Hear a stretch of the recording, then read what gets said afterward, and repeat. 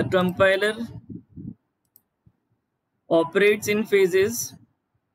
A phase is a logically interrelated operation that takes source program in one representation and produces output in another representation. So you can see this from the diagram of the phases of compiler. As you can see, these are the 6 phases of the compiler,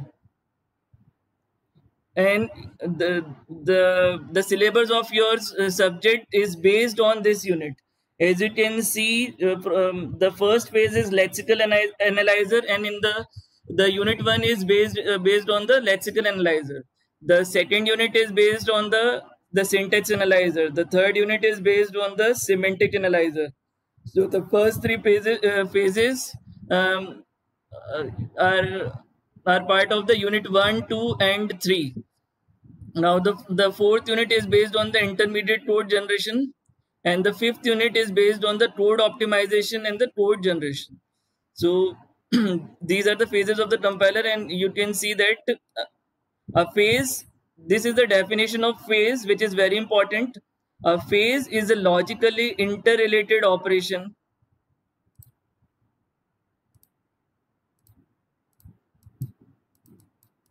A phase is a logically interrelated operation that takes source program in one representation and produces output in another representation.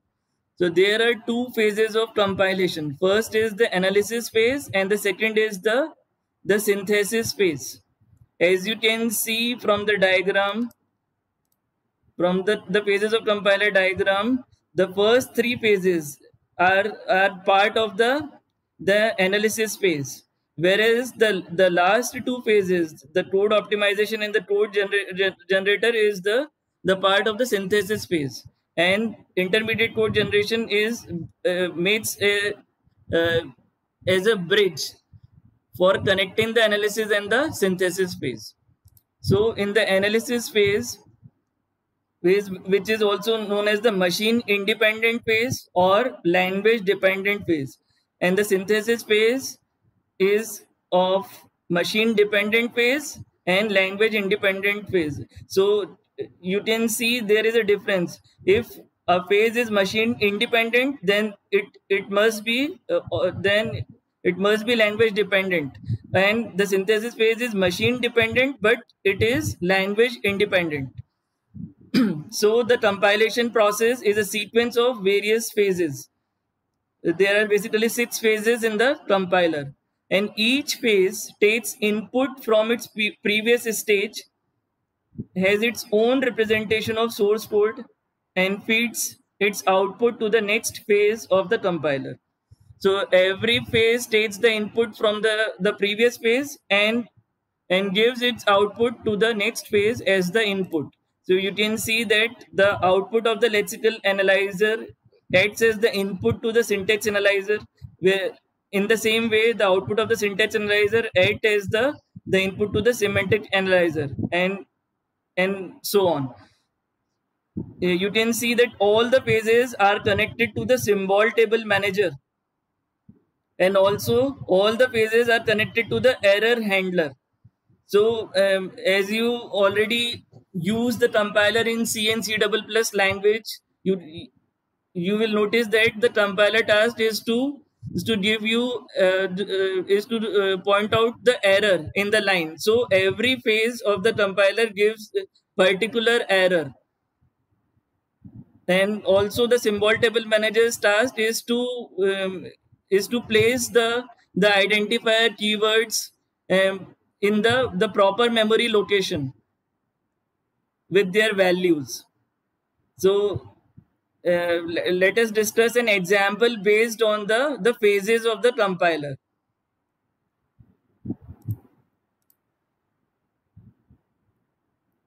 Now this is the example. Um did you see the diagram clearly?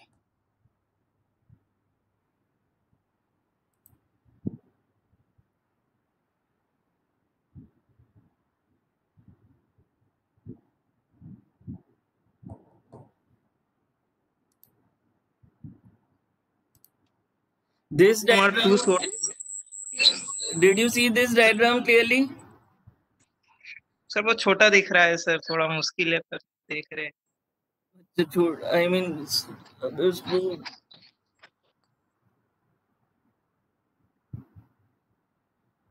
Sir इस 2 sort on our screen. That's true.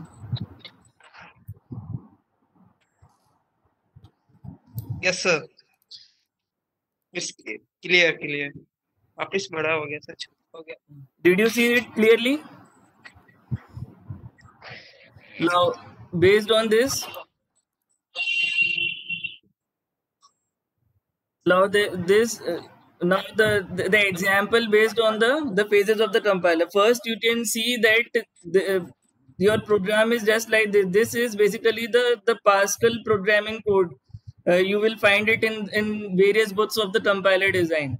Now, the syntax the language syntax of the Pascal programming code is just like that. Position is equal to initial plus rate into 60, right? If we pass it in this string to the lexical analyzer, the first phase. So the lexical analyzer breaks it into tokens.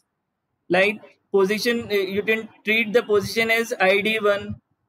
Means it is the identifier for that language. Like in C, you can we have the keywords like if, else, for, while, and there are some identifiers also. There are punctuation marks also. So we will see it in the lexical analyzer.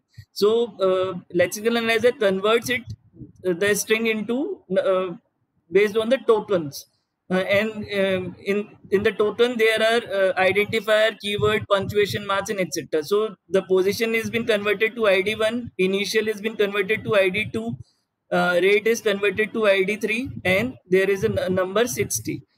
Like then after the lexical analyzer, this the output of the lexical analyzer will be the input to the syntax analyzer, the second phase of the compiler. So it passes to the it passes this string into the lexical analyzer.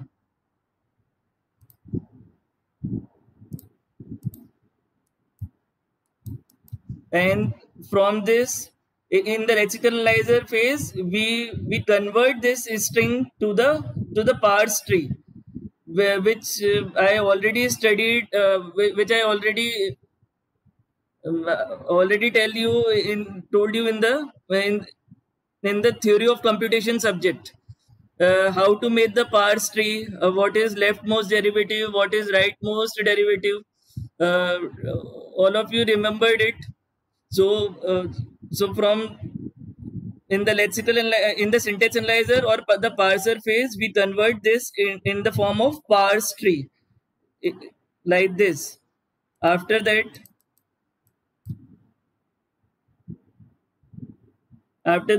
we convert it into the after the output of the syntax analyzer acts as the input to the semantic analyzer. And semantic analyzer, you can see there is some difference, a slight difference between the syntax analyzer and the semantic analyzer. You can see 60 is there, which is basically a number. Now the semantic analyzer basically convert this into int to real, means int to float number. So there is a slight difference in the syntax and the semantic analyzer. The semantic analyzer does the language construct, or you can say that the type compatibility feature of the language, deals with the type compatibility feature. Then in the fourth phase, you can see there is the intermediate representation or the intermediate code generation, which act as the bridge between the analysis phase and the syntax phase. So in this we can treat it as we can take it as a temporary variable 1. In the temporary variable 1, we store the int to real 60. In the temporary variable 2, we store the, if you can see that id3 into temp1. In the temporary 3 variable, we store id2 plus temporary variable 2. and id1 stores the value stored in the temporary variable 3. So by this we can get the intermediate code representation, and these representation is basically treated as the 3 address code. So every instruction like temp1, temp2, temp3 is also known as the 3 address code, which we are going to study in the third unit of your syllabus. Now the the code optimizer phase. Now the code optimizer task is basically to optimize the code. You can see the in the intermediate code representation there are 4 sentences to execute the program, and in it will take much more memory space and the time in order to execute the 4 sentences. But if we optimize this code in the more better way, then we can reduce the time as well as space, as well as memory space. So code optimizer task is to reduce the memory space as well as the execution time. So we convert the 4 line the program by the intermediate representation into the 2 line by the code optimizer. You can see in the temporary one we store the id3 into the float value, and in the next line we store in the id1 value the id2 value with summation of the temporary one value. So the code of the intermediate representation is optimized by the code optimizer process, code optimizer phase. And code generation is the last phase of the compiler design. And in the code generation the phase we convert it into the target machine code. You can see the target machine code. So in the machine code you can see the commands like move, like first mov move f to id3 comma, like the value of the register 2 is stored in the id3 is stored in the register 2, and with mul multiply f, like this the 60.0 value is stored in the register 2 where the id3 value already exists. So id3 into 60 is stored in the register 2. Now move the value of id2 in the register 1. Now add the values of the the register 2 and register 1 and move and store this addition value into the register 1, and finally move the register 1 value into the id1. Basically this all code of the code generation like move f, multiply f and the add f is basically you will going to study in the microprocessor subject. Basically it's part of the machine language or the microprocessor subject. So this is how the all the phases of the compiler works in collaboration. Like the input of the phase of the compiler is like the input of the phase of the compiler is basically the output of its previous phase. Like all of you are getting it?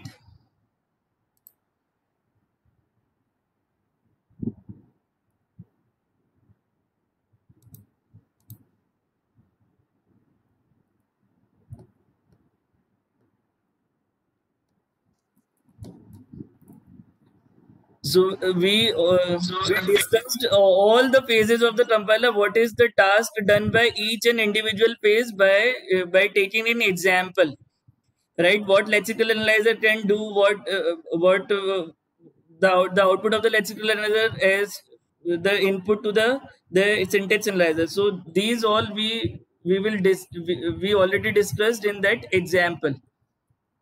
This example. Now proceeding further, the the phases of the compiler model is basically is also known as the analysis synthesis model, because because there are some analysis. I mean there are 3 phases which are doing the analysis part. Like it consists of the the analysis phase consists of the lexical, syntax, and semantic analyzer phases, whereas the synthesis phase consists of the code optimizer and the code generator phase. So this is the diagram for the analysis synthesis model. Like the source program will be input in the analysis phase. After that, intermediate code representation will be formed from the analysis part, and from the intermediate code representation, which act as the input to the synthesis part. After that, we get the machine code as the output. You also, the analysis part is also known as the front end of the compiler, whereas the synthesis part also known as the back end of the compiler. So in your exam, they can also ask the question of the analysis synthesis model of the compiler. So basically, you need to discuss the analysis synthesis model based on this diagram. And you can discuss with the analysis part, which analysis phase, which states the three phases of the compiler, whereas the synthesis phase states the two phases, code optimizer and code generation phase. The intermediate code representation act as the bridge between the analysis and the synthesis part. But in some books, you will also find that the intermediate code representation is also part of the synthesis phase of the compiler. But it's okay. Different books have different conventions. So basically, the intermediate code representation act as the bridge. So in some books it is placed in the analysis part, and in some books it is placed in the synthesis part. But it's basically the convention of the book, and it's basically act as the bridge. Now moving further, uh, this is the analysis part, also known as the front end. It reads the source program, divides it into core parts, and then checks for lexical, syntax, and semantic errors. In every phase of the compiler, there are some specific types of errors which we are going to study in our next lectures, like the lexical type of error, syntax error, or the semantic errors, which which are the part of every individual phase of the compiler. Now, the analysis phase generates an intermediate representation of the source program and symbol table, which should be fed to the synthesis phase as input.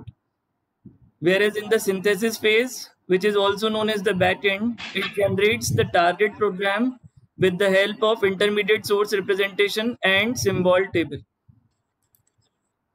Now, we are going to discuss each and every phase of the compiler. So basically, the phases of the compiler is a very broad question, and it comes in the examination of 15 marks. So you need to draw the diagram of the phases of the compiler, all 6 phases of the compiler, and then illustrate with an example which we already discussed, which I show it to position is equal to initial plus rate into rate plus 60, and then you need to discuss each and every phase of the compiler one by one in detail, in with all the 6 phases of the compiler, and the symbol and the task of the symbol table management, as well as the error handler. We are discussing each and every phase of the compiler one by one. Now, the first phase of the compiler is lexical analyzer. So basically, lexical analyzer, or the other name of it is scanner, reads the source program one character at a time, separates the source program into sequence of automatic units called tokens. You can see this tokens.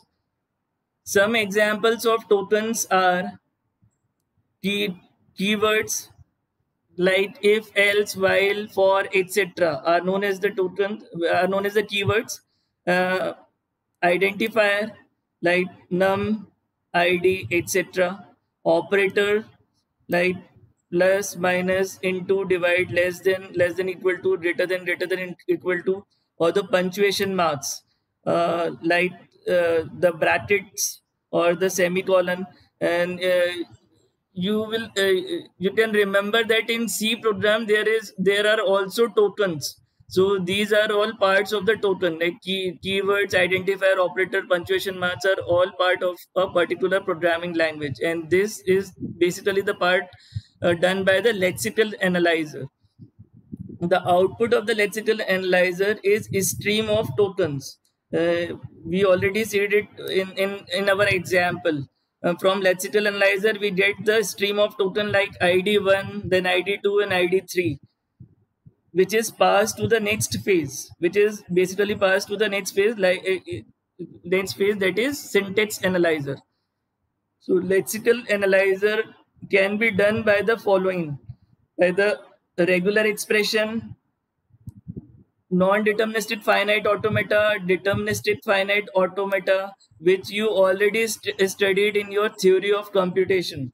In unit 1, like in finite automata, you already studied the regular expression, non-deterministic finite automata, deterministic finite automata.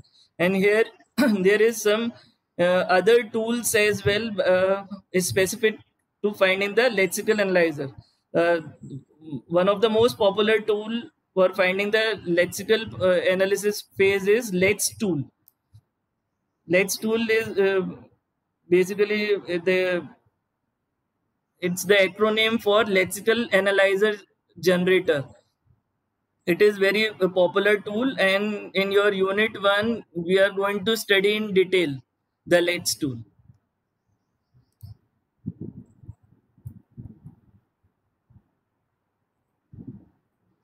Now proceeding further, the syntax analysis phase. In this phase, expression statement in this phase expressions, statements, declarations, etc. are identified by using the results of lexical analyzer. It takes the token produced by the lexical analyzer as input and generates a parse tree or syntax tree, which we already studied in that example. In this phase, token arrangement are checked against the source code grammar. That is, the parser checks if the expression made by the token is syntactically correct or not. Basically, here syntax error can be generated if the code is not syntactically correct. So it basically checks the code syntactically. The syntax analysis can be done by the following, right? Context-free grammar, which you already studied in your theory of computation, the context-free grammars, and how we generate the parse tree, the leftmost derivative, the rightmost derivative. So it's the context-free grammar basic task is to get the syntax analysis in the compiler, and this is the most important part of the compiler design as well as in your gate exam. Many of the questions in gate R comes from the parser, and the parser are basically divided into two types. First is top-down parser, and the other is bottom-up parsers. In top-down parsers, we have LL1 parsers and its family, and in bottom-up parser, we have basically three types of parsers. Um, SLR simple parsers, then canonical LR parsers, and the look ahead LR parsers. We are going to study this in detail in the unit 2. In the unit 2, I mean unit 2, we are going to study the parsers, and this is the tool. YACC is the most popular tool uh, for generating the syntax and analysis, which is known as the YAC tool, and its full form is Yet Another Compiler. It is also in your syllabus in unit 2, and we are going to study it in the unit 2. All of you are getting it?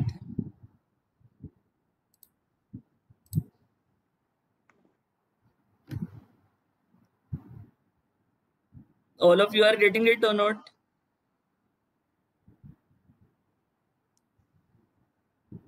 It's clear.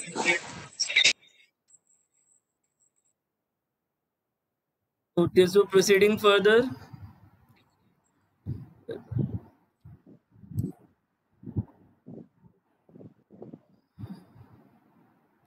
So only 5 minutes are left. So we are moving it uh, in a faster mode.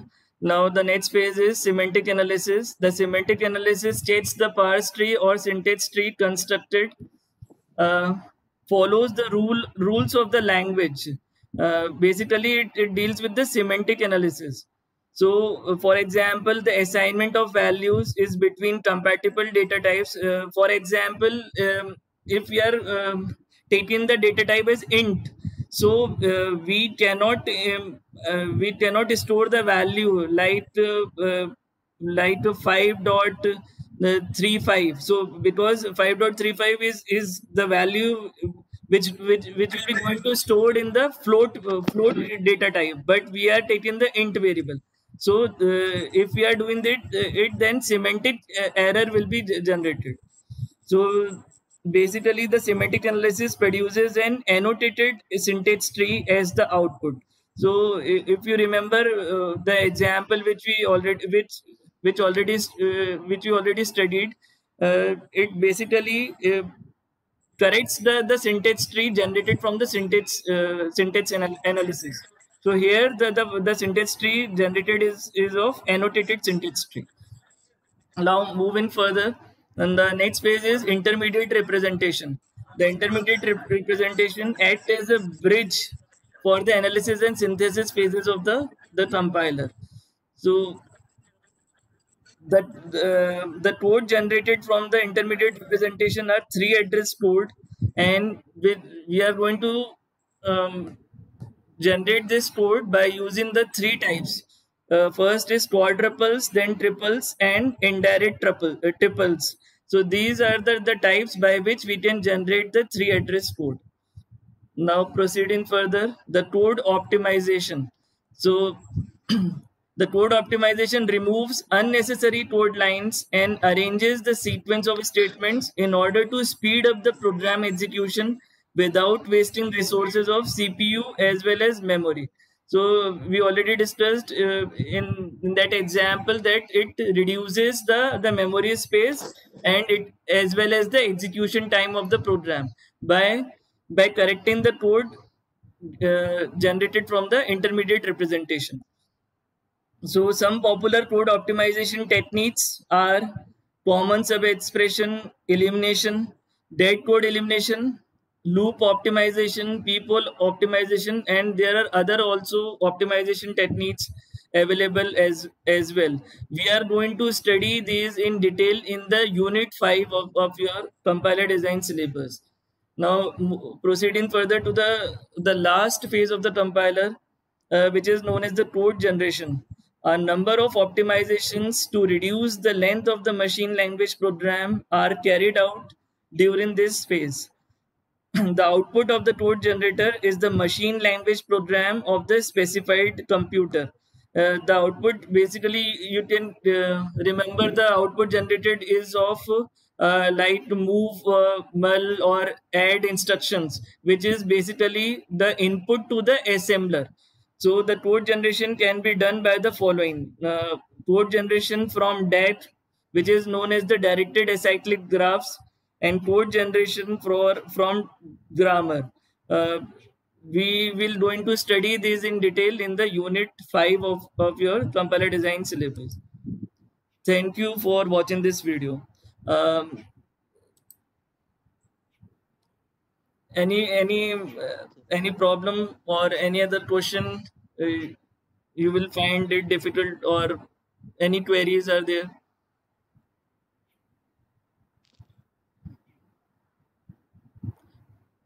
After this lecture you are going to attend the webinar. The link was already sent to you on Saturday at 11 a.m. The webinar will going to start on Google Meet, so you all will be going to attend that webinar.